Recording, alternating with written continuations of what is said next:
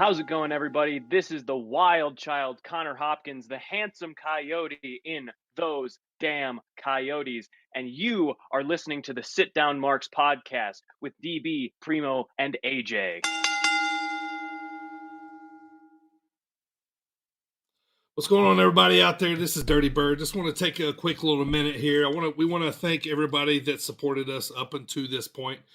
We've been grinding at this podcast for about 2 years now, and I know what you're probably thinking. No, we're not going away. No, we're not going anywhere.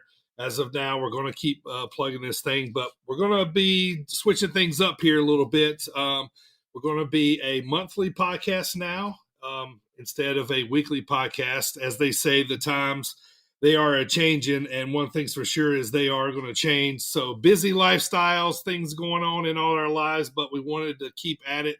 So we're still going to be bringing you guys a monthly podcast. It's going to drop somewhere around the first week of the month, each and every week. So just want to take a quick second and thank everybody for supporting us. And we hope to still see you guys out there at shows, and still see you guys out there. And thank you guys, all those that have supported us from day one, who have been downloading the podcast and subscribing and telling us out there, that you really like the podcast. So we really thank you guys for all that. And with that being said, let's get this thing started.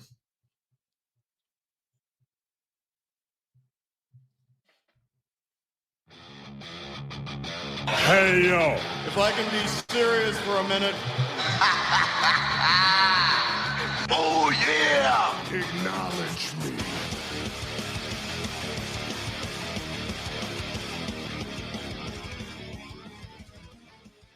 What is going on, everybody? Welcome. Sit down. We got a lot of things to talk about, lots of things to unwrap.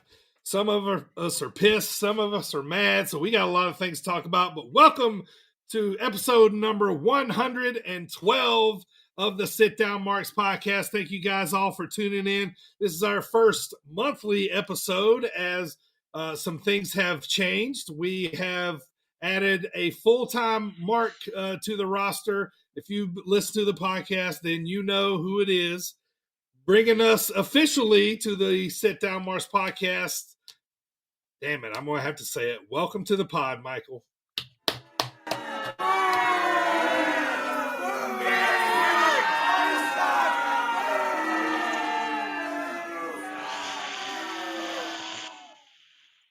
Well, hey there, everybody. I know what you're thinking, that, they finally added me and my truthful takes on professional wrestling and the modern state of the business, because they just couldn't take the fact that they were lying to themselves for just years now about how stuff is good when it's not.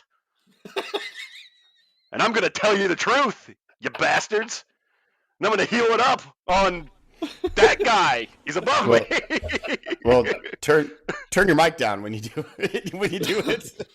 Dang, No. you let a guy officially on the podcast, and he just starts burying you, man. Like, come on, Michael. I had a rough wrestling weekend, man. You got to be easy on me today, man. Oh man, we all had a rough wrestling weekend. Come on. I had a conflicting one. Yeah, it was yeah. weird, but yeah, thanks for including me full time, man. I love it. I love being here, and I look forward to it. You can still boo me every time if you want to. I'm okay. Oh, of course. That'll never change. Yeah. So, but welcome, guys. AJ, Primo, DB, of course, and now Michael on the fray here for each and every month podcast. Like you said in the intro, we're going to be coming at you the first week of every month. So, this week's obvious topic, I guess I'm trying to get out here, is obviously a big weekend of Wrestlemania, night 1 and night 2. Let's jump right into it, man. So, let's talk about Miz and Snoop as your official host. Kind of cheesy, maybe a funny, a little. But what'd you guys think about the Snoop Miz combo? Let's see. Miz is good. Miz is fine. He's made for stuff like that, right? Snoop, while he's the cool grandpa uncle now, he's no longer needed. So he's superfluous. I mean, I just didn't need him, but I mean, I think Miz did a fine job. So night one, I liked it just because Pat McAfee got in on the action. And like you said, Snoop. And then night two, I was angry at the whole entire situation, and I don't like taking pleasure in someone else's injury because that is an evil thing to do. But when Shane O'Mac blew, I was so angry when his music hit because, you know, like we were talking about before, LA Knight not on the card. Bobby Lashley got to come out and hold his trophy up and then touch his wiener for a second and then wander off. Right. No Shinsuke. I know AJ's still hurt, but no, there's so many people. But who do they bring in? Shane O'Mac. Fuck you. I hate your guts. Blow out both your hamstrings, please, because it's hilarious. Would you like me to piss you off further? Yes. A rubber chicken had more ring time than Shinsuke Nakamura at WrestleMania. Yeah. A lot of guys they could have used in that spot. However, you know, for taking it for what it's worth, I was excited to see Shane O'Mac. Yeah, he come out, you know, blew the quad, quickly exited. You know, he should have had the old hook like the cartoon they used to pull him off stage. He was gone. He was gone, dude.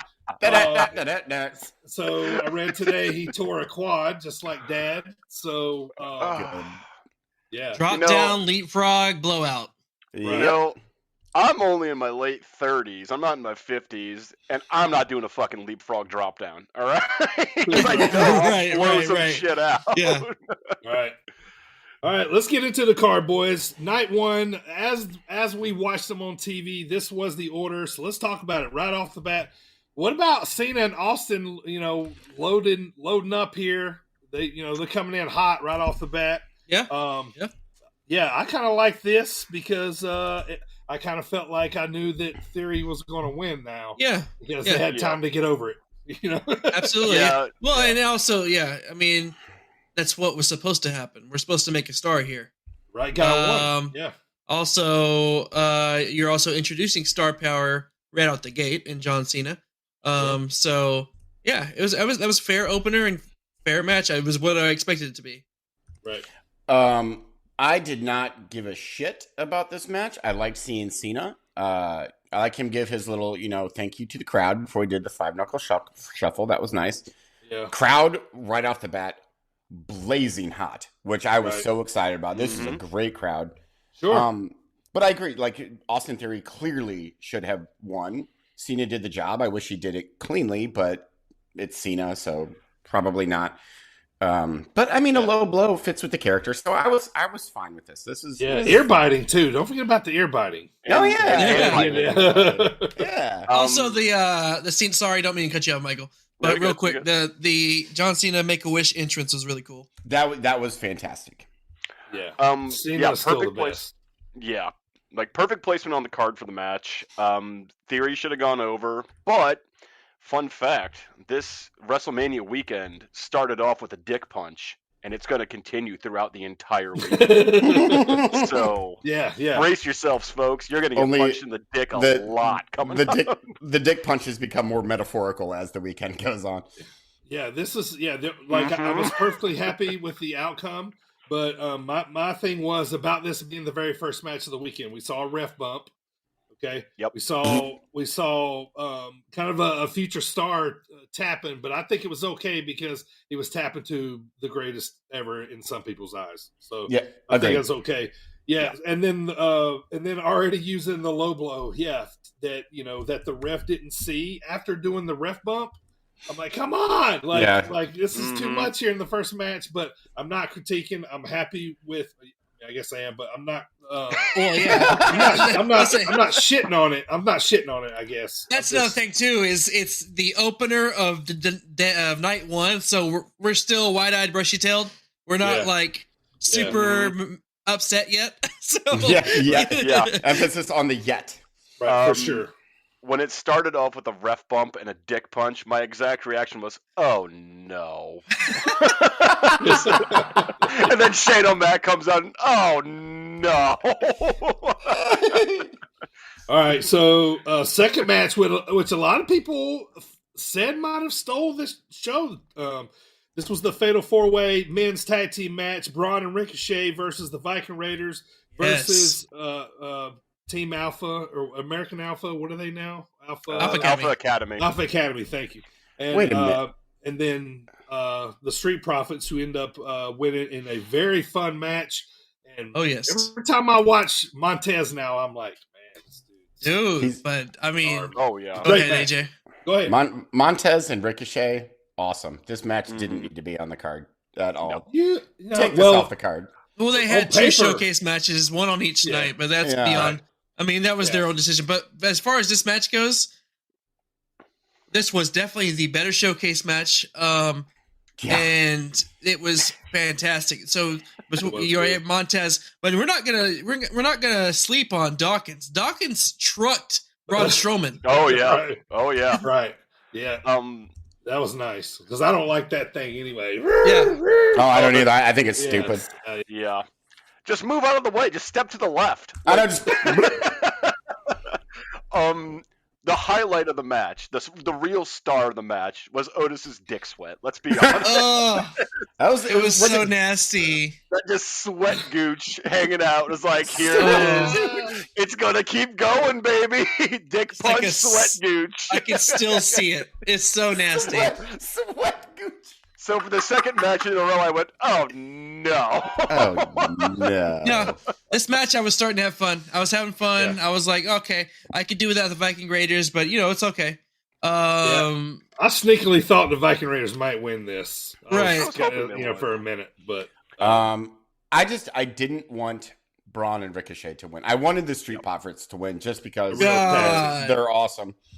Ricochet springboard shooting star press to the outside. Oh, how is he at the bottom of the card? He's a superhero. He is. he is freakishly good at everything. He's real life Spider-Man with the costume on, dude. Yeah. I can answer the question why he's bottom of the card. It's because a lot of his matches don't make sense. Because he's just flipping around all over the place in the land of the And he's not good on the mic either. No, you're right. He's garbage, but he's so good. Only one person could pull that off, and that's Rey Mysterio, and we'll get to him later. But but he's a legend. Like Ricochet is incredibly good. Don't get me wrong. And his match with Gunther was amazing. If someone can lead him through a match that makes sense, he's phenomenally good. But like a lot of times, his matches don't make any goddamn sense. He's just flying everywhere. Yeah, he's just flippity. It's like, let it breathe, man. Let us take it in and enjoy. No time. Hey, don't just fucking punch us in the ass with your fucking flips.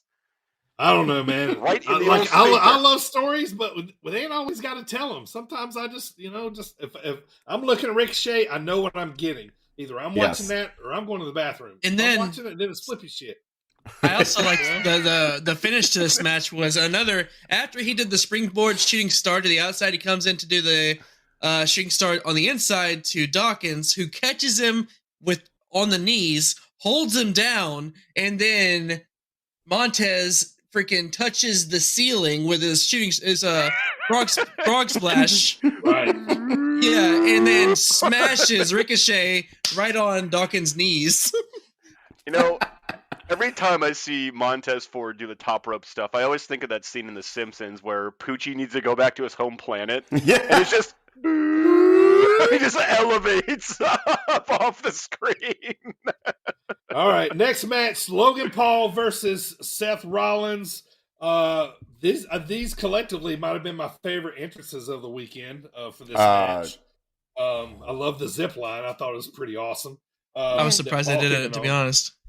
So, Really? Seth obviously won the match. I'm going to let you guys talk about it, but I loved Seth saying at the end, the stomp heard around the world. Stomp heard around the world? Yeah, when it faced him out. What do you guys think of the match? Go ahead. So, okay, we're going to get into entrances as a whole, but Seth Rollins' entrance, like with the conductor, that was amazing. I loved it. His fucking like chewed bubblegum puffy dress outfit that he came out in. The Jeff Jarrett chess piece. The Jeff Jarrett the old style one. Seth Rollins to this point just owned WrestleMania. And it was fucking awesome. The match itself, everyone obviously hates Logan Paul, but you can't deny that he is disgustingly good in the ring. Yeah. And don't forget, he blew his knee out at Saudi. Yeah, that was what, 6 months ago? Like, yeah. So this match was, I'm going to say this a lot. So actually, I'm just going to say this right now. The good stuff on this card, both nights, the good stuff was brilliant. The bad stuff was bad. But this is one of the good things. Like, I love this match. I love Seth Rollins. I liked Logan Paul. I love the entrances. The zipline, I was like, whatever. But the conductor gave me, like, I got, like, childhood goosebumps. I was like, oh, that's so fucking cool. He's conducting the crowd like they're his puppets. Right. And they knew what to do. It was awesome. Yeah. So smart. How much? Go ahead, bro. No, I'm done. So the thing about this one, and no one ever wants to admit this about Logan Paul, he's a perfect wrestling heel. He's perfect at it. He's incredibly athletic. He's great in the ring, and he lives his gimmick. So he is a great wrestling heel. Like, maybe one of the better ones in the actual entire business right now. Well, he's not in the business anymore. He's done now. His contract's up. I'm sure he'll get resigned. Yeah. I mean, if Triple H is going to be putting money on it. But this match was good. It made sense. I thought it was a little too competitive for someone of Seth Rollins' caliber versus Logan Paul's experience level. I thought that Logan Paul got way more heat than he should have. I thought Rollins should have shined more, but yeah, like it's a weird dynamic to tell where Seth Rollins is on the ropes to someone who has, what, 4 matches now? 4. Does he have any wins? Does he have a singles win? I don't think he has a singles win. Ooh. But anyway, like he's still really good. Yeah, but that's the only critique I have of this one. That's right. He's very good at it, and you can tell he obviously loves professional wrestling. So he's very good. I'd like to see more of him as a heel. Like, he's a great heel. What you got, Primo? How much money do you think that Logan Paul had to give the WWE to basically talk them into letting him do that stunt with the zip line? Yes. After Owen. Yeah. Oh yeah. I didn't even think about those comparisons, but yeah, the insurance on that one. And you notice they also didn't go over the ring. So no, they did not. No, they did not. Also, interference in this match by a giant dancing drink. Couldn't have telegraphed that one a little bit more, obviously. No shit. Oh, but it was. See, KSI was there, obviously. Logan Paul's old rival, now business partner. But, there it is. That was going to be my next question. Who the fuck is KSI? They actually boxed once. As another YouTube sensation. They're old rivals. Yeah. Okay. Now they're business partner. He's his business partner in Prime Drink. Okay.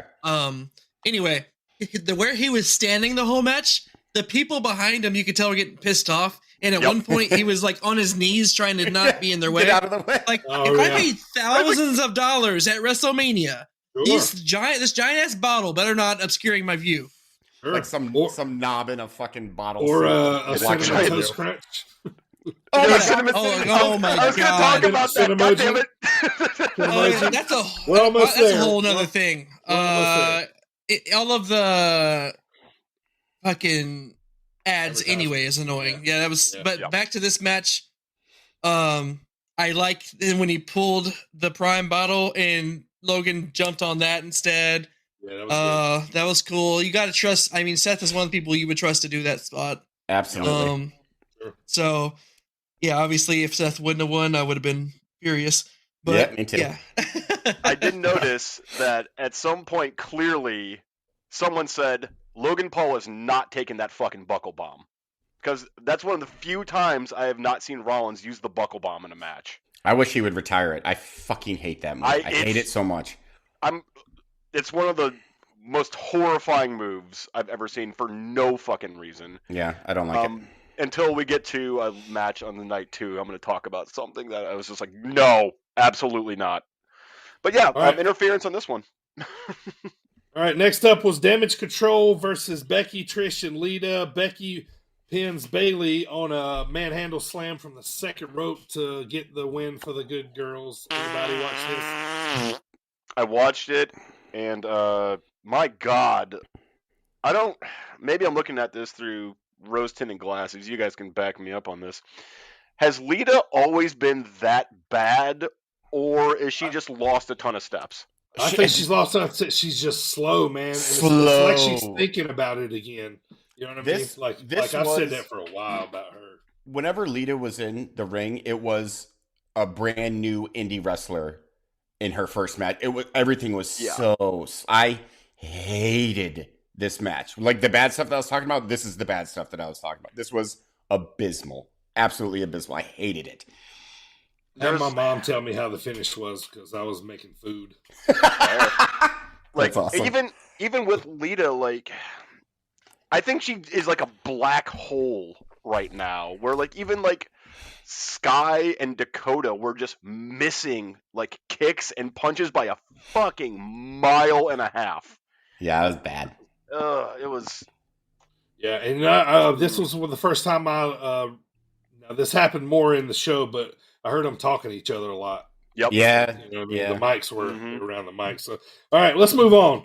Let's talk about Rey Mysterio versus Dominic. Rey gets the revenge on Dominic. Lots of shenanigans. The Mysterio family's involved. LWO is involved, who's returned. Judgment Day. And then Bad Bunny ended up being a part of the finish when he took away a chain from Dom. And so I think that's probably Dom versus Bad Bunny in Puerto Rico, maybe, or something. Is that what we're setting up here? But as far as the match goes, it's side of the Cinemoji. Let's talk the Cinemoji that was outside the ring. A big blow off between father and son, and we're going to promote cereal. Yeah, there's a fucking dancing. I could have gotten over the mascot if they would have done away with all of the purple screens everywhere. It was just and no, but back to the match itself. I'm cool with the match. Rey Mysterio is one of my favorites of all time. I was super happy he got his flowers this weekend. Yeah. And it was cool. I mean, it is what it is. I was happy either way, whether Dom won or Ray won. I'm actually surprised they had Ray win. But yeah, it was cool. I was cool with it. But besides all the Cinnamon Toast Crunch and advertisement shit, it's annoying. I don't get that. Like, what is going on? This isn't, Right. Oh my God. How pissed would you be if who makes Cinnamon Toast Crunch? Like fucking General Mills or some shit? Who cares? Yeah. How pissed would you be? It's like, you know what I want to associate this happy looking cereal with? A blood feud between a father and son. Father and a son? A father and son beating the shit out of each other. And I think Michael Cole was like, yeah, and Ray's on one of the covers of the boxes. Yeah. Right. When you think of breakfast, I want you to think of a father and son being estranged and hating each other. Exactly. Beating the shit out of each other. Right. Right. I mean, otherwise, I was entertained by this match. Yeah, I liked it. Yeah, it's one of my favorite matches of the weekend, honestly. Yeah, just because of Ray, and he's one of my favorites. Second match with interference, third match with a funky finish, and one in night one. Yeah, I was okay with this match. Like, I'm glad that Dom lost. I think this is the best he has ever looked, and it makes me kind of excited for his future. For once, I'm like, okay, I'm kind of getting behind Dominic Mysterio now. And his entrance when he came out with the purple Ray mask. That was cool. Although the whole cops thing I thought was funny because obviously no one's buying it. Like, I think it's hilarious. Yeah, the cops were four indie wrestlers. I can name 3 of them. Detective Dan Barry was if you're watching TV, he was on the left. Frontman Josh C was on the right. Connor Braxton was behind in the back there, and then the other guy was another guy I think from Iowa. So, I was popping at that. I was like, "This is awesome! They're getting some extra work on Mania. Like, how cool is that, right?" Yeah, that's pretty cool. All right, let's move on to the next one. Which I'll be honest now. Yes, I'm biased, but I will say this is probably my favorite match of the weekend. Rhea finally won the women's SmackDown title from Charlotte. There's one thing I want to talk about first before we get into the match. What happened? I thought this was main event Saturday. What did somebody pull the plug here? I mean, I thought it was going to be the main event too, but apparently they want to do Bloodline stuff both nights. Yeah, which is fine, but they definitely made them, realize that what they missed out on is the main event, because they just tore the roof off the place. Yeah. This match was great. It was These two chicks beat the hell out of each other. It was very, very good. Yeah. It's another one of my favorite matches of the weekend. Oh, sorry, Michael, go ahead. Oh, I was just gonna say, I've been saying Rhea Ripley is a fucking star for months, years now. Michael, you've been talking about it for literally 3 years. Like ever since she got called up, you're like, because I remember you talking about this, and you were like, "This is gonna be an absolute star," and yeah. Oh yeah, she's a star. She's already a star, and she just proved it. Like her and Charlotte did such a good damn job. Like it was amazing. It was an amazing match, and honestly, I thought match of the card. So both nights. Yeah. This match was utterly This is instant classic match. Yeah, it was. Charlotte was brilliant. Rhea was brilliant. I love that the crowd, again, white hot still. Got behind Rhea. Like they wanted Rhea. So now I think WWE might have a little bit of a problem on their hands. Like, what do you do with Rhea as the champ now? Like, do you make her like cool anti-hero, or do you keep her super heel? Like, I don't know, but it's a good problem to have. But the match itself was everything that I wanted in a championship match. It was so good. I can't sing its praises enough. Yep. Yeah, this is definitely one of the only must-see matches on both nights. It was so good. Yeah, I thought it was perfectly well laid out. And we had one good women's championship match. That's what matters. We'll get to Miss Belair. We'll get there. We'll get there. All right, so moving on, we had an impromptu, unannounced match of. You guys probably popped big time. I was probably going to fix another sandwich, but Pat McAfee just does that for me. I love Pat McAfee. So I do too, but just not in wrestling. I love him too, just not in wrestling. Yeah, I like him everywhere else, just not in wrestling. But But anyway, Pat wins by doing like a punt kick or something like that on the Miz. Mm-hmm. This was Miz's first alleged impromptu match. The second one went astray with Shane O'Mac, but. What you got to say about Miz? So I knew immediately that he was about to wrestle because he had his fucking wrestling boots on. Yeah, he had his boots on. Under the suit. So I was like, oh, so somebody's about to come out. But then when I'm thinking, surely this is the spot where LA Knight gets his moment. That's why I'm like, sure, I like Pat McAfee. I even like Shane McMahon. But none of that had to happen when there were people that should have been on this card. Yep. I mean, as much as I like Pat McAfee too, I was still like Bobby Lashley. Get him out. Especially in retrospect. Like hindsight, yes. Golly, man. I'm a little angrier about it after the fact than during it. If that makes sense. I was cool. Like, cool about Pat McAfee, but then I was just like, well, this could have been so much better. Sure. Yeah. Yeah. I like Pat McAfee generally, but you're absolutely right about that. Like, where's Shinsuke? Where's Bobby? Where's LA Knight? Why is it just? Why does the Miz just have to keep getting beat in impromptu matches? And what does that add to the card exactly? That poor guy. Like he works his ass off for this company forever. It's just like the safest dude. And he's just like, I'm just gonna lose all the time now. What's the point of LA Knight having promo after promo every week leading up to Mania saying you can't have Mania in LA without LA Knight, and then him not even being there? And then he's not even there. But he was in the Battle Royale on Friday night. Oh, fuck that fucking nonsense. All right, let's get to the main event, boys, for Saturday night. Kevin and Sammy versus the Usos for the undisputed tag team titles. We all were pumped to see this match finally come out. Sammy ended up pinning Jay, which was the way it should have been after 3 haluva kicks. Fantastic, awesome match. What were you guys thinking and feeling while this thing was going on? It set up well for you? Did you like the ending? The Usos are so damn good. Like, I don't know why Vince McMahon hates tag team wrestling, but he needs to not.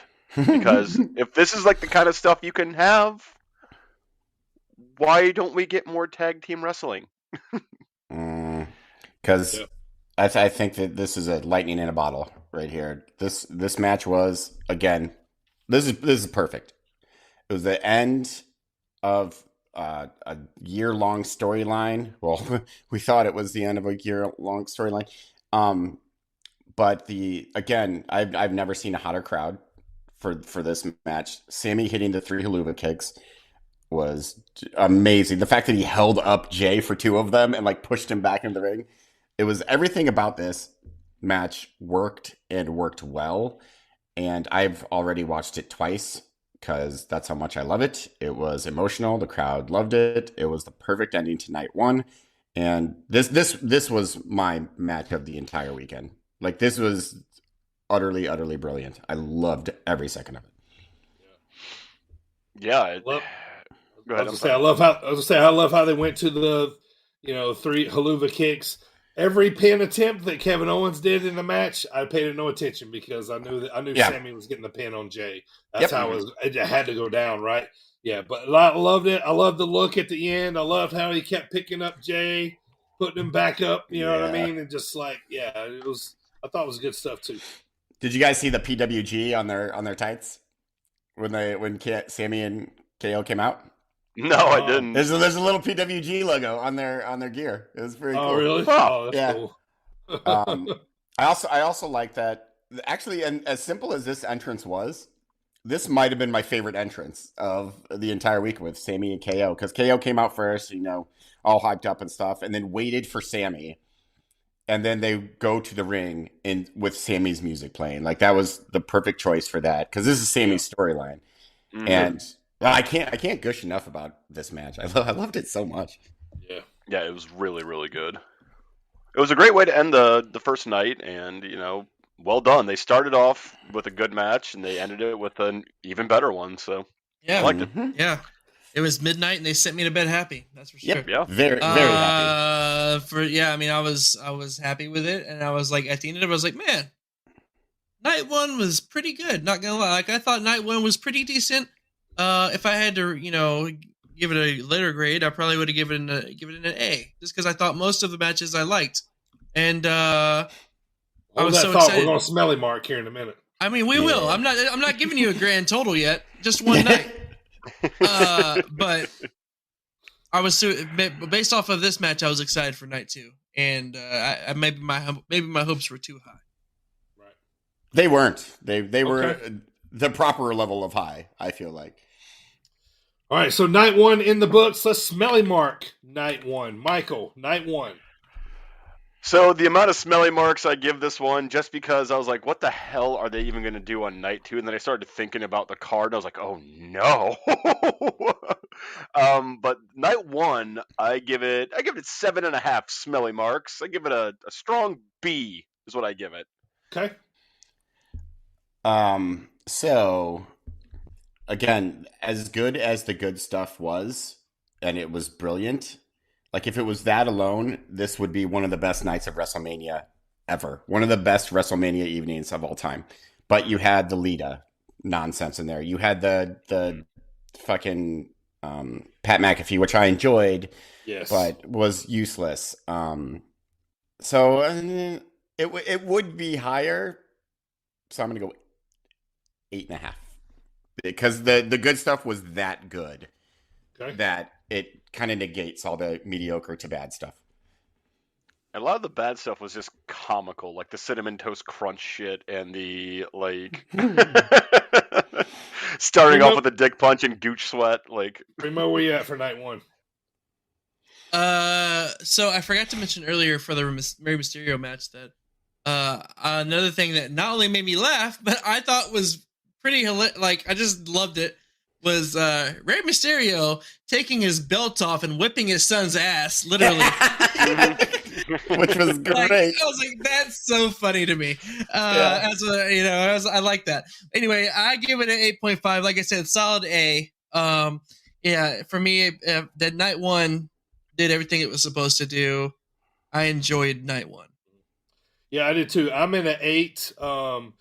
My only downfalls was the damage control match, Pat McAfee, and I was hoping for more of an ass whipping Seth to give Logan. You know I can see them. So, but that's the only reason I brought it down from that because I really enjoyed it too. So I'm at an 8. So let's go at night 2, boys. A different starter here. We got a house fight to start the night on night 2. Brock versus Almost. Brock gets the win. I thought this was perfectly done. Lots of offense for Almost, but eventually he goes to Suplex City, which is exactly why I wanted to watch that match. So I was happy. The F5, I thought was a good opener for what it was. Yeah. So what was it, like 5 minutes? Yeah. So after it was done, I looked at my wife and I said, "That's about how long I wanted that match to be." I was like, they did that right. I was like, good opener. They had Brock in there. They did what needed to be done. Got in there, got out. We can move on. There's something that I did like about this match. And first of all, it didn't need to exist. Like, this is another one that have it on Raw. I don't give a fuck about this. Sure. But that being said, Brock sold for Almost. Oh, yeah. He really did. He made him look better than I thought that he was going to. He had his working boots on. I have respect he did. for that. He sold like, his ass off. He put one of them on. I don't think he was like fully into it. But it was more than expected, though. So I was okay with that. Apart from that, I could give a fuck about this match. Yeah, a throwaway match, a good placement on the card yet again. This is how you jerk the curtain on day 2. What? I was totally expecting you to just poop all over that. Give me a second. Give me a second. Yeah. Give it time.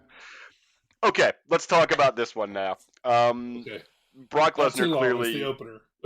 Brock Lesnar clearly got paid a shit ton of money to sell for Omos or Omos or whatever. I actually couldn't stop laughing at the post match when Omos just Road Warrior sold the F5 just boop. Yeah. And he's outside doing like, I almost had you this close. It's like, dude, You didn't. welcome to like how losing happens. You don't just like It's like, no, you lost, dude. It's like it's all of it. It's an absolute. So, Lesnar clearly, Omos doesn't know how to take a German suplex or go up for it. So like he just kind of like fell backward. I mean, he's so big. How many times has he been thrown around? Right. I mean, that's the thing is like he's big, but he's proportional. So jump into the suplex. That's what you're supposed to do. You see him jumping? I mean, I don't see why being tall means I can't use my legs now. I feel like if that man jumps, I can't even slide a piece of paper under his foot. I don't feel like. Like he actually goes down when he jumps. I'm like tall, so I can't use my legs. Kane and the Undertaker did top rope shit. And like Omos is like, I am useless. Yeah, but I mean, Undertaker. Braun jumped off the top rope. Yeah, Braun jumped off the top rope. And plus, Undertaker is a generational talent. Like, I mean, Kane is there, which is fine. The dude walked old school on the top rope. Like, you're telling me a man that size, Omos can be like, I no jump. It's no happening. Why does he talk like that? I don't know. That's what he talks like. I doubt he sounds like that in real life. That's what he talks like on promos and when he's like in the ring talking. But like, I doubt he sounds like that in real life. He's like, I cannot stand his entrance gear. The thing he puts on his head. Oh yeah, I don't like it either. Yeah. I don't like that very much. What is that weird tank top he wears? It's like a circle, then it goes like down like this.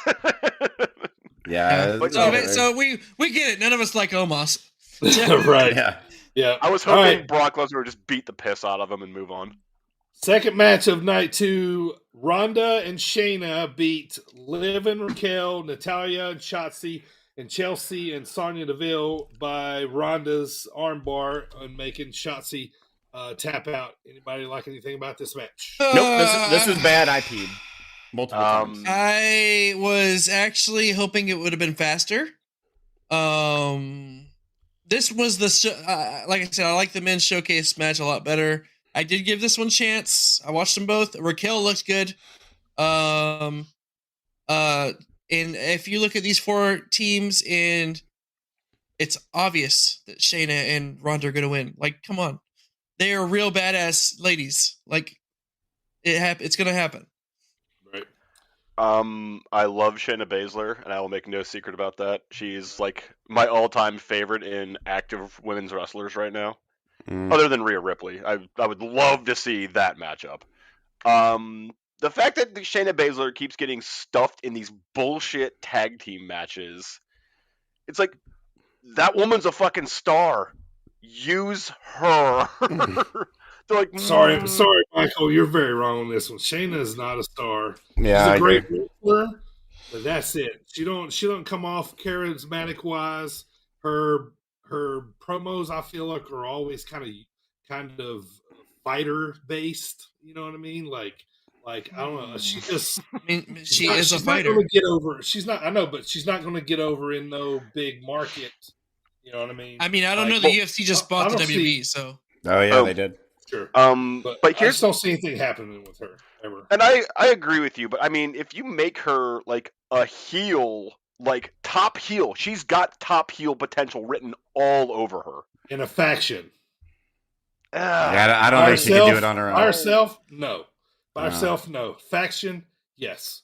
She could be an enforcer in a faction or something like that, or like a hitman, for lack of better terms. I don't know, but let's move on from the women's match. Let's go to a real barn burner slugfest. Gunther retained the IC title versus Sheamus and Drew McIntyre.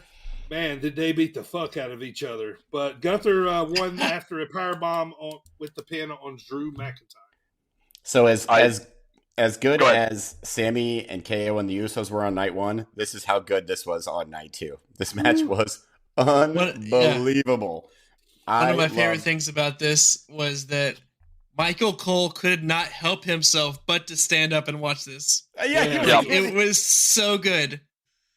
His voice got so high pitched during this a lot. Yeah. This was one of the only matches during it you had no idea who was going to take it. Yeah, could have been anyone. I was rooting for Sheamus the entire time. So was I. The crowd. Same here. It was weird. It's weird to think that WWE had 3 instant classics on one pay-per-view. That's bizarre. But sorry, Michael, go ahead. Yeah, Gunther's fucking awesome. He's so awesome. Good. He's so good. God damn, he's so good. I know. Sheamus is, how to put this? This current version of Sheamus, it's very similar to his older versions of like the character, but like it's amazing. He's so good. I hate the Brawling Brutes. I think they're useless. I think Sheamus is a single. Like, I don't think he needs a faction. And then Drew McIntyre, obviously, I think he's decent, but between those 3, this is weird saying Drew McIntyre is the weakest link, but he's the weakest link of all of them. Absolutely. Yeah, Gunther's a goddamn. Just keep that IC belt on him forever, just forever. Know, right? I think they're going to, because why would they take it off him at this point? I mean, unless it's for heavyweight title plans, leave it on him. Leave it on him until you're ready to go bigger things with him. But yeah, I love this match, man. This was like I wanted to see all 3 of these guys' chests with an hour after the match, just to see how they all welded up and everything, man. This was very well done, man. You got 3 big hosses here. They kind of all wrestle stiff, and heavy, and they do such a good. They're just pros. Well, yeah, before the match and all leading up to this, like, look, we know what we do. Let's go out there and beat the piss out of each other. Like, and that's the kind of fight they enjoy. So they went out there and they did that, and then it was great. I loved it. Yep. Yeah. A+. There's only one thing about this match that was like kind of irking me, and that was Titus O'Neil would not shut the fuck up. Right. Like, I he forgot said, about call him. the police like 12 times in a row. He said, I was no, like, thank you. Call the police. oh, Yeah. shut up, dude. I forgot about him. I forgot about him on night 1 too. I did too. Well, I think that's good that we forgot about him because I don't even remember what match he was on night 1. But anyway, All right. So match number 4 of night number 2. Let's argue here a little bit. Bianca retains the Raw Women's title versus Asuka. I thought this was a very good match. The crowd didn't react too much to this one, but Bianca ended up winning by the kiss of death. I think. Well, go ahead. Let's see what you guys want to say. so Can I go first? I already know that. Sure. Well, yeah, go ahead. Yeah. I just want to get this out here because Yeah, if I don't mention it, I'm gonna die. There's a part in this match, Marks. I want you to go back and watch it. Asuka's on the mat. Bianca hits a stomp on the belly welly, and her exact reaction is whack.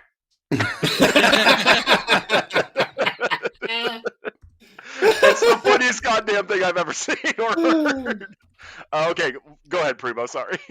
Yeah, because we already know what AJ's reaction is going to be. My reaction is I don't care who won this match. Really, I wanted Asuka to win. I don't care that Bianca retained.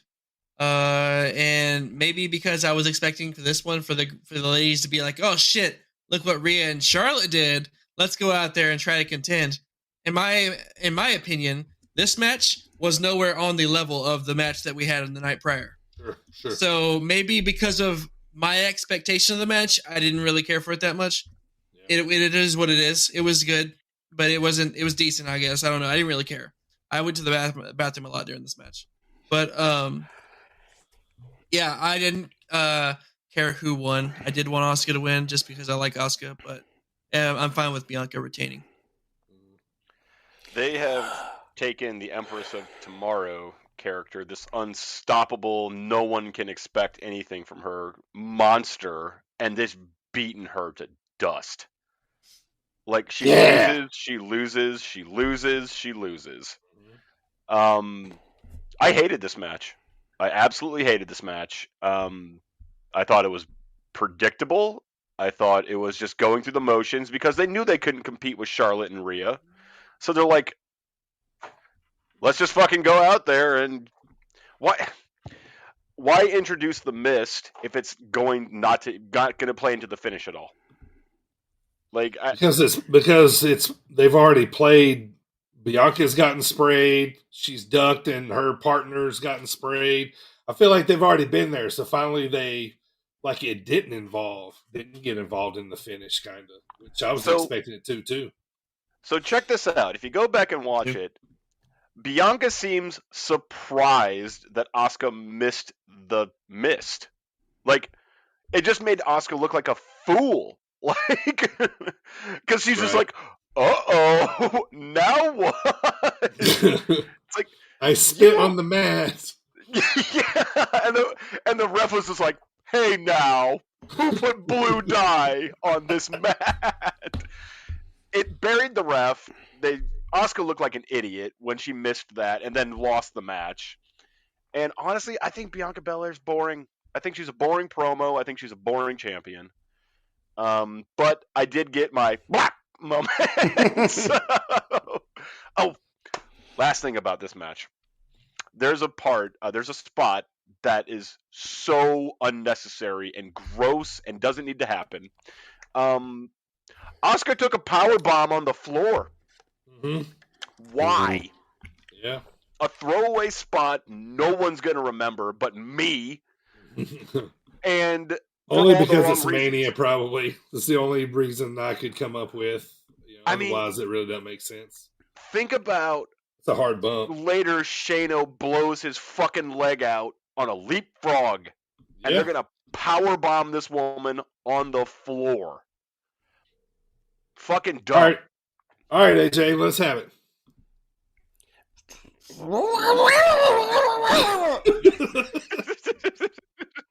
I love how you close your fist and like. I despise this match with every fiber of my being. Asuka's like my favorite of all time. Bianca Belair, I think, is horrendously awful, and I hate her. Now I hate her even more. Now they're keeping the title on her. Asuka, like I saw they were like, oh no, now Asuka's gonna go evil and blah blah. And it's like, no, fuck you, Bianca Belair. She sucks. I don't understand why everyone likes her. Yeah, she can lift things over her head. She has a really long ponytail. Cool. She is horrendously bad, and I hate her guts. Her theme song is stupid. Her look is stupid. Her promos suck. She's been the champ for like 180 years now. I hate her. I hate everything about this match. I hate it. I hate it. I hate it. I hate it. I hate it. I hate it. All right. I agree. You've already said something, Michael. What else you got? That's the old Dirty Bird giving me the old cutoff. Right, yeah. Let me get mine in, and then you can go. Okay, so I was happy with Bianca winning. Yes, I do like Bianca. Yes, I agree, though. Her promos are bad. They're the same thing, the EST, roughest, toughest, yada, yada, yada. You know what I mean? And it's hard for me to take her serious when people confront her and stuff, because she's just like, okay, let's go then, taking out her earrings, and like there's, like, I just don't, like, she needs some other story, some other kind of heat. Now, in return, I felt like that's why the right person won, because, really all she did is just, okay, Asuka's the number one contender now. And then she basically just dodged missed all the way there. So I don't think, like, Asuka was that big of a heel enough to win. Now, I think if Bianca had somebody else on the other side insulting her for all the reasons that AJ hates her, for her look, for her ponytail, for her, her dumb EST gimmicks. But Asuka can't do that, because she just, the language barrier there, she can't deliver it. You know what I mean? So it was hard for her to be a nasty heel. Now, we all loved her, and there was a little bit of hype going about her because she had just come back not long ago. She got the brand new face paint. It's still kind of new to all of us, and we all love that. We love her entrance. She's a great wrestler, but, like, I just felt like it lacked setting up stories for her to be like a good heel versus Bianca. But Bianca is, she reminds me of Logan Paul, man. She's just like, she picks up on it easily. She's very smooth in the ring, I think so. Like I said, I like everything about her except for her promos. But I think she won because had Asuka won, Asuka's title reigns have all been short. So she would have been a short transitional champion. But I'm done. Go ahead. I have to say something positive about this. Bianca's entrance was good. I like Bianca's entrance with the dancing kids. Yeah, was cool. Yeah. Okay, I'm done now. Fuck that fucking match. AJ, I have a question for you. Wow. Primo, I have a question for you too. Why is it in every single Bianca Belair match, her stupid ponytail is a factor in the match? Because it is. It's an extension. That's like part of her gimmick. She's the EST of hair. But, like, think about this. I want you to really think about this. If you are scouting Bianca Belair as you're, like, the number one contender, right? You're just watching these matches and trying to figure out what's going on. When has pulling her ponytail ever worked for anybody? Never. It's like she does the Hulk Hogan Hulk up once it gets touched. Like, I mean, people tried to punch Hulk Hogan after he hulked up for years and years and years. It's kind of the same situation. Okay. Now, did that make sense? No. Just roll out of the ring. Just let him. Just calm down, sir. Calm down. Yeah. Whoa. I'm gonna give you a second to breathe. I'm gonna stand over here. Michael, you're over under for saying makes sense. You're way over. We're talking about wrestling here, so you got to I love how you are wearing an NWA shirt and you say wrestling doesn't have to make sense. It doesn't. It doesn't. This is when it made sense. Dumb shit you just said. All right, let's move on. The very next segment was Shane O'Mac. There was surprise. We kind of talked about it. He blew his quad on a good. Yeah, so fuck you, Shane. Good. I got a question. I got a question about this one. When did Snoop become the legal man? when they told him in his ear to go out there and do it. Yeah. They're like, hey, go take care of this. Like they didn't make a new match. Snoop, for the next 2 minutes, go do whatever the fuck you want. Right. Yeah. See, this is the point. Like, I already got angry about Shane O'Mac. This is the point when I was like, poor Miz is jobbing to a 70-year-old fucking mummy that just gave him the world's slowest people's elbow. Like, it's poor Miz. All right, let's talk about the last two matches of night two, which I was sour on both of these. But the Hell in a Cell match, Edge beat Finn. Heck in a sec. Heck in a sec. Yeah, I thought this was a great match, but I didn't think the right guy won here. Oh, I did. I agree. I agree. What? Really? Me being You're a the Finn biggest guy. Wait, how is this? I'm the biggest Finn mark around, right. and I'm the only one that thinks that Edge should have won. Well, let's hear him out, and then Shame let's hear on him you. out, and then we'll tell him why he's wrong. Okay. Okay, that's fair. Let's hear him So out. well, I will say I don't think it should have been the Demon. Like, it should have been just regular Finn Balor. That being said, That character's dead like now. story wise, Edge is the babyface that was wronged. He was betrayed. Of course, he should have gotten the win here. The big blow off match of the Blood Feud. The babyface goes over. That's how it should be. So Not always. I know, but I was okay with I was okay with it. Finn Balor again. I don't know why. I don't know why he's going to remain in the mid card for the rest of his career, because the dude got 5 staples in his forehead and kept wrestling. He's going to stay in the mid card because he keeps saying yes to dumb shit like this, man. Yeah, that's true. Edge is on his way out the door. They should be making Finn into at least a bigger leader for Judgment Day on the way out. Edge ain't got much time left. Like, yeah, that's you know what true. I mean? And yeah, if I'm Finn, I'm letting my contract run out. I'm getting in the car and I'm fucking never going back to WWE, because they have, like, he's one of the worst. And like, I was never a big fan of him coming in, but like I am now, because he's such a good talent, and they're just burning him. Like, he doesn't win any feuds. You know, he gets jobbed out on a lot of times as being like the leader of Judgment Day, when in more Damian, Rhea, and Dominic are getting more wins. Like, you know, I just don't understand. This is so weird. You sound like me for the past 2.5 years. This is kind of amazing. Like, just the realization just hit me. I'm like, this guy's like, I would get fuck out of it. Yeah, like, you know, you're absolutely right about that. Because they've beaten him into fucking powder. Like, the demon gimmick was dead when God interfered in Roman Reigns' match, and he was flopping around like a fish.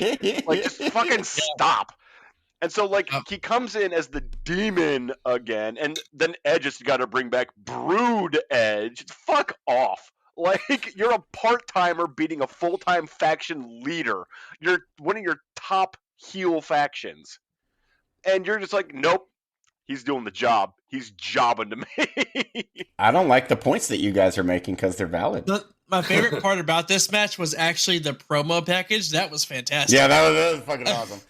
Finn Balor can talk his ass off and is an amazing talent. Also, Finn's entrance, I marked huge when he and Edge's entrance was weird as fuck. Yeah, I could give a fuck about Edge's entrance. Yeah. But Finn's entrance had so many more hopes. Like, after Edge came out, I was like, oh, so no Gangrel or Christian. But he had a shiny skull. Yeah, but he had some weird ass shiny fucking disco ball on his head. Right. So, disco ball, thank you. And then knowing what we've seen about how the main event finished, I'm like, those fuckers, they gave us one. They had to put one little baby face over before we got to the main event. So let's get there, boys. Main event, night 2, the match we've all been waiting for, talking about. Roman and the Bloodline versus Cody, finishing the story. So after 14,000 near falls, Roman retains the title. Those bastards got us. Everyone seemed very shocked here at the end. I guess this kind of levels up Roman again, as he's probably 50-something days or so shy now from the 1,000-day mark as champion. But I was totally shocked. Tell me what you guys thought. I'll go last on this one. I'm just going to get this out of the way then. So the match leading up to the finish until it was an overbooked mess was fucking awesome. It was storytelling done, again, perfectly. This is the end of the bloodline. This is the moment to do it. This is the story. I fucking hated it after the fact. Triple H was like, oh, this is just the end of a chapter. No, you fucking reject. This is the end of a story. This is it, right here. You are a shit storyteller if you think that, oh, this is just the end of a chapter and it's going to continue on. Fuck you, you're an idiot. So, it was the perfect moment to end this. It was the perfect time to have Cody go over, create a brand new babyface, mega babyface, super over. That's not going to last for very long. And then it baffles me that they went with Roman Reigns. Absolutely boggles my mind. This is the first botch booking-wise in the Triple H era, and I think this is one of the times that WWE has dropped the ball in history. Like, this was such a mistake, in my opinion. I don't get it. I don't understand. What the fuck? Primo? So, you'll never, ever, ever get this specific setup to Cody being able to win again. Money. Right Never. on the money. Yep. It won't be as important as it is now, I don't think. Nope. Like the people who are like, oh, he'll still get his belt. It doesn't fucking matter at this point. This was it. This was right here, the end of the story. Oh, no, he'll take it off him at SummerSlam. Who the fuck cares? That's, what, 5 months from now? Who the fuck cares? Oh, and by the way, at this point, he's held it for almost 1,000 days. That belt shouldn't be lost except for on WrestleMania. Yes, and this was the WrestleMania to do it. Because, my God, it was such a... nope, I'm done. Yeah.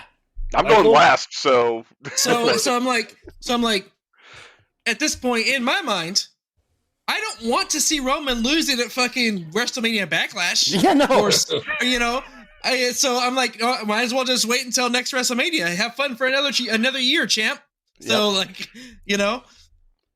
There's a part of me that almost felt bad for Roman Reigns because the reports were that he's going to drop the belt and he's going to take time off, well-deserved time off, to spend time with his family.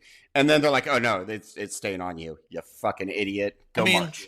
One thing Roman did say in the press conference, he's like, how many families and people out there can say, your entire family main evented both nights of WrestleMania. And then he said that him and Paul are basically saying if this was baseball, they're only in the third inning. So basically how they have a lot to go. No, you don't. No, you don't. You just don't. This is the Lord of the Rings Return of the King fucking booking right here. How many fucking endings do you want before people are like, okay, let's go. Like, it's going to turn into fucking Roman from 6 years ago where everyone's just like, I'm so fucking sick of this guy that I want him to go away, like, immediately. It could happen. Oh, I'm so frustrated. Fire away, Michael. What you got? You remember when the NWO wouldn't die after Hogan lost the title, and it just kept fucking going? Sick of them. Yeah, different iterations, different leaders. Sure. This is going to be the bloodline. AJ's absolutely right.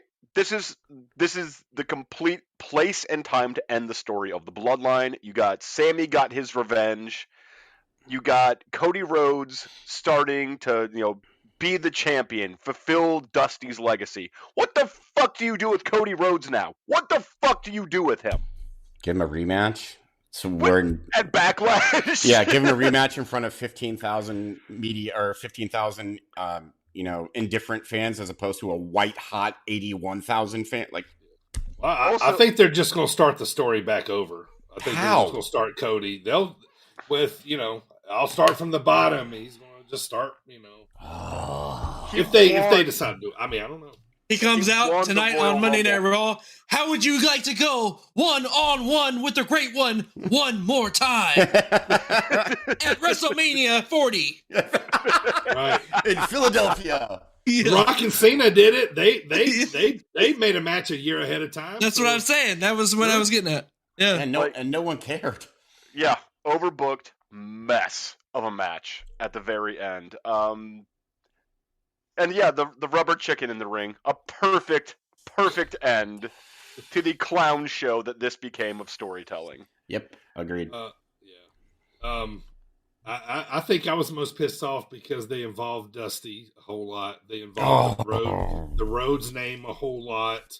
You know, He did the bionic elbow. They got, if so, then hey, they got us. You know what I mean? But here's another thing. Let me just put this all in perspective. This is just my outside thinking here. If we weren't going to put the belt on Cody, then why would not Sammy? Like that would have been probably an even bigger story. Sammy, I think, was going to be the champion had Cody not been coming back from injury anyway. So they still had to, you know what I mean? Another thing too is knowing what we know now. This new company had just bought out. Did they have anything in the saying of who they want their champion to be as they take over 51% of the company? You know, DraftKings, FanDuel, all this bullshit that you can bet on now. Was everybody betting on Cody? So they decided to put it on Roman. So Vegas can make money. Those are good points. That commercial they did, I went back. So I was thinking, because I remembered everything that Corbin and Miz said. They said Roman will be the first one to do the pin. The stairs will be the first thing to break. Everything was opposite of what actually happened. Right. Very fucking cheeky there, WWE. Yeah. Right. That is almost like pulling a fucking scam on your loyal, diehard fans. Like that's gross. That's gross and skeevy. I don't like it. You want to hear something really shitty as well about this? Apart from everything we just said? During WrestleMania Night 2, they're promoting the Dusty Rhodes biography that they just produced. And they're going to piss all over it. Oh, yeah. Yeah. Yeah. I had one more point about that. I can't remember what it was. But yeah, I just, and I was going to say, my last point was, and I texted you guys this, as soon as Roman got that pin on Cody, I thought to myself, fucking Vince. Fucking Vince. That motherfucker. That's like, I thought that too, and I said, who threw that rubber chicken in there? Vince. Roman Reigns. Wow. Not only is it Roman Reigns, but it's Cody Rhodes, who Vince historically has hated his entire career. Yeah, and Cody, I mean, it's wrestling, so you want to put all the places in there. Of course, I mean, if Cody's family wasn't ringside, we'd have been like, that's awful suspicious. But they were, even though he was losing. As we record this Monday after Raw. Obviously, the Raw after WrestleMania is on, so maybe they're answering some of these questions of where they're going now. But for night 2, boys, let's smelly mark this thing. Primo, what do you got for night 2? I couldn't give it no more in my, look myself in the mirror and give it no more than a C. Which I'll give it. I call that a 6 out of 10. 6, yeah. Sure. Okay. Michael, what you got? WrestleMania left me pissed off, sent me to bed angry, and wondering why the fuck I just watched this. I give it a D-. Numbers, please. 3 smelly marks. Okay. So, after the first night, which is still my opinion, one of the best WrestleMania nights ever, and then I loved Edge and Finn Balor. Up until that finish, I thought this is going to be the best main event of all time. In my head, I was like, this is, even with the overbooked nonsense, the fact that it could have been Cody, Sammy, and KO at the end of WrestleMania, having defeated the Bloodline, all 3 of them together, took down the Bloodline. But nope, Roman Reigns. We go back to Poochie fucking big dogging all over the place. How many big dogs do you give it? I hated it so much, and I was so baffled by it. I'm 2. Fuck you, WWE. Night 2, I'm not going to be as harsh. I was pretty happy with everything up until the last 2 finishes. Almost, even though I hated the shenanigans, I hated, the fact that the Bloodline, got involved in the Cody match, but yeah, I'm gonna stick it like a 7 because I still think a lot of these guys worked their ass off. I just didn't really like the finish of the storylines, but hey, here we are. I just felt disappointment going to bed, and I lost 40 minutes of sleep because I watched that. So I watched it again I got home today, the main event, just to kind of refresh my brain and to get a little tired towards the end. And I still thought it was a good match and well laid out, but I still had my feelings. I was pissed. Okay. Mm-hmm. So, what do you cumulative as a whole WrestleMania? What do you give it? Oh, the good stuff was so good.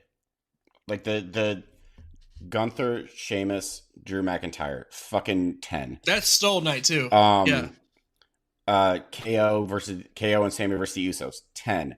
Rhea Ripley and Charlotte, 10. Like, these things don't happen where there's that high quality consistently. And then the bad stuff was just, it dropped. So I have to go 5. Like, the good stuff was so good, the bad stuff was so bad. Meet it in the middle, 5. I'm gonna go 7.5, above average. No, along AJ's line of thinking, I liked less stuff than you did because I didn't think Edge going over made any sense. I'm completely with DB and Primo on this one. That's fair. So overall, like, just disappointed, really disappointed. So 4, because the bad stuff was so much worse than the good stuff being so good for me. I think we're all mad at the booking. Yes. Yeah, very much so. It's definitely souring. Yeah, so cumulative, I think I'll go with just in the middle of my scores with a 7. But for me, night 1 was great. I was really happy with night 1. Night 2, the only thing I really liked was the IC match. Also, it's just like, I'm not really counting Shane and Pat McAfee as surprises. Like, there wasn't much in the way of surprises. What the fuck is a little Uzi Vert? The kids listen to him on the TikTok. He looks like a fucking Who from Whoville. Like, that's what he looks like. So, well, Shane was pretty surprised when he came down from that leapfrog. How about that? Right. Oh shit, that's not supposed to happen. Yeah, no, I don't. It's just, I don't know. It was WrestleMania. Honestly, I didn't think the entrances were all that great. Like past WrestleManias. Right. It's because it's still fucking looks like it's daytime in there, man. Get away with that shit. Man. So that ruined Finn's entrance, I think. Yeah. Yep. I know, I was just gonna say that. Like, exactly, for the first man. time, I was like, I agree with Dirty right now. This should be at nighttime. Like, I'm getting Finn tired should not of be that coming shit, out. man. Like, Philadelphia's going to be sun outside shining. too next year, so How? Yeah, it's an open stadium. Yeah, It's going to be like 12 degrees. Right, it's be on the East Coast. So Remember? let's talk. Good. I was just gonna say you're talking about Finn's entrance. Remember when Taker did the daytime entrance at Mania? It was so dumb. It was like, It was ridiculous. Yeah. Dead man in the wake during the day. yeah. All right, so let's talk about a few notes here, guys, before we go home. Just quick little excerpts from you. What do you guys think about Bryan Danielson's heel turn last week on AEW? Did you see that? Yep. Saw it. Liked it. Freshen things up too. a bit. Yeah, I like Blackpool as a heel faction. Yep, I like Moxley more like that too. So. Yep, I agree with that. I was okay with it. No, Bryan Danielson's had 3 turns in 3 years. Yep, he has. He's turning into the big show. He's the big show. Just keep flipping him all over the damn place. I liked him siding with his boys. Yeah, me too. Yeah. May the 6th is Backlash in San Juan, Puerto Rico. This is That's pretty cool that they're going to Puerto Rico. That's cool as shit that they're going to Puerto Rico. Yeah. That's cool. But that's where Roman Reigns is going to lose the title, so everyone tune in. Right. He's going to lose it to Dominic. Yeah, to Dominic Mysterio. No, James Ellsworth comes back and beats Roman Reigns. Gonna fucking drop it to Omos. So, oh God. Endeavor, the same company that owns UFC, bought WWE at 51%, and then 49% will be to current shareholders. You guys have faith in WWE going forward with this move? Nope. I haven't seen the fine details yet of what they agree upon. So, well, doesn't it? No, it got nothing to do with details. I'm saying right now, like, how do you feel about a UFC company buying a wrestling company? No. You have faith in Not really. No. How many months until? What's the over under on how many months until we see Conor McGregor walk down the That's what aisle? I'm saying. Yeah. Backlash. 1 month. Yeah, backlash. 1 month. So get ready for them to intertwine and I don't want that. You know what I'm saying? I'm Having thinking- real fighters knocking the wrestlers the fuck out. Right. This is my problem with this. Is like you guys are UFC fans. I'm not a UFC fan. Yeah. But I respect what it is. Sure. It is legitimate people beating the fuck out of each other. Are you gonna have fucking Kofi or Xavier Woods go into a UFC ring to do his little fucking I'm gonna slap you on the butt shtick and play my trombone with real fighters? Honestly, yeah. No, honestly, That's absurd. the best thing they could do is keep them separate. Exactly. Yes, they Yeah, won't, but but they they won't. should. Yeah. So I don't know a ton about a lot of things, but I know how giant companies work. Giant companies are a giant fucking mess a lot of the time. And these mergers like this are usually a disaster of like epic proportions for the company being bought. Right. Mhm. Usually what happens is the company that buys it strips the whole fucking thing down and leverages its assets and takes loans out on it and buries the fucking company. Now, you're talking about a UFC business buying a sports entertainment business. That's not in their fucking wheelhouse. No, So- but what I did read is it sounds like everybody's staying put for now. For now, That's what I'm saying for now. including because Vince, though. they mentioned Vince, so that's the big name. Well, So Because they kind of make it seem like we're going to do this side, Vince is going to kind of do this side. So, yeah, that's why I don't. here's typically what happens when these giant fucking companies collide. The company that has controlling share usually replaces all management, upper management, with their own people. So Triple H, fucking gone. So who are they going to get to book and write this thing? No offense to Tony Khan, but we've seen what happens when a major wrestling production is booked by someone who has no fucking experience. You get AEW. And the Put it this mess way, that is that they're company.